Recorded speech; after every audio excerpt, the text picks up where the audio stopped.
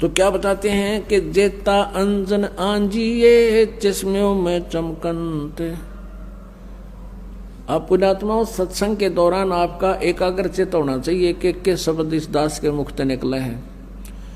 इनमें प्रत्येक के अंदर बहुत बड़ा रहस्य और आपके काम की बातें होती हैं। आप जी इधर उधर ध्यान नहीं रखे, क्योंकि 2 घंटे की क्या बात है, तो फिर 2 घंटे शाम होंगे, 4 घंटे, बाकी 20 घंटे बहुत कुछ होते इधर उधर की सोचने।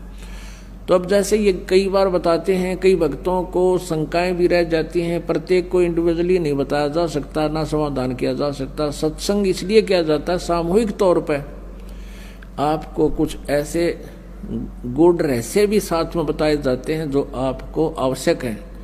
अब इसमें क्या शब्द आया है कि जेता अंजन आंजिए, वो चश्मों में दिखनते। अंजन माने माया।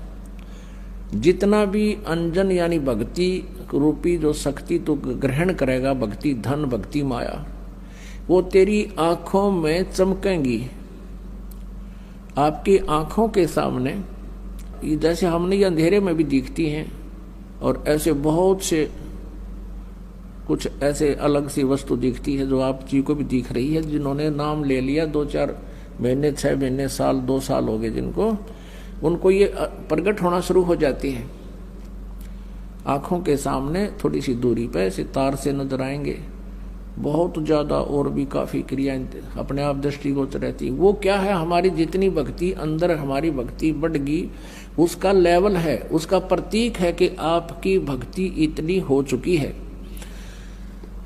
और एक भक्त, कई बार कुछ भक्त ऐसे मिले, वो कहने लगे जी मेरी आंखें खराब होगी, आंखें के आगे काला काला दिखे, तार से दिखे, और डॉक्टर को भी दिखा, डॉक्टर बोला ऑपरेशन करा ले।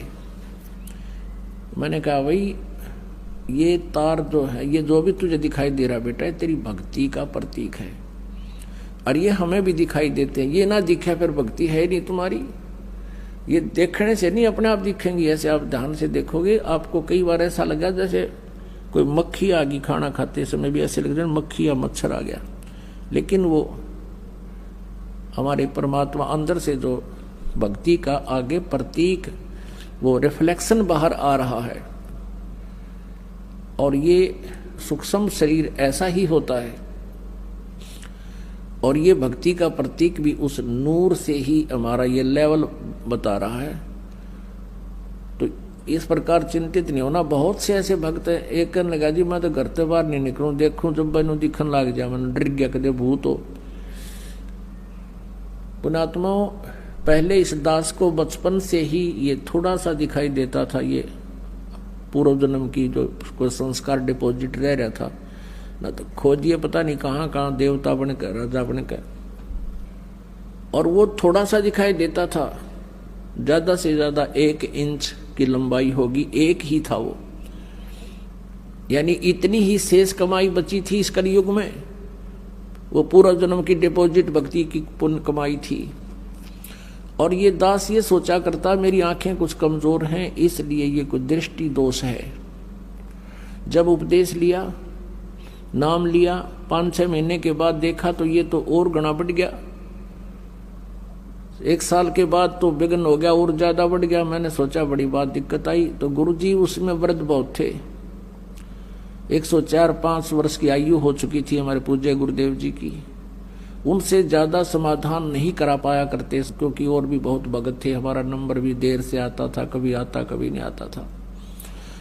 तो एक दिन दाव लग गया, और दास ने यही प्रकरण उनसे कहा कि गुरुदेव ऐसे ऐसे, पहले तो ये छोटा सा था, अब ये बहुत बढ़ गया, लगता आंखें और वीक हो जाएंगी। तब वो हंसे, कहने लगे बेटा ये तो तेरी भक्ति बढ़ गई, और यही तो प्रतीक है। आज तक मेरे को किसी ने नहीं बताया कि मेरे साथ ऐसा है जो आज आपने आकर बताई है। इसे से दया भक्ति ना करते बाकी के। और ऐसा ही था उनके पास, कोई माया मांगना होता, कोई बेटे मांगना आया करता, कोई कार, कोई ठीक, और वहां भी नाम ले लेते, और फिर माता ही घंटी बजाते, विष्णु देवी पर भी जाते, वो सारे थारा ये समझ माई होता कर्म बिगाड़ रहे थे, ठीक करना उन्हें कुछ दिखा था, और क्या दिखना था।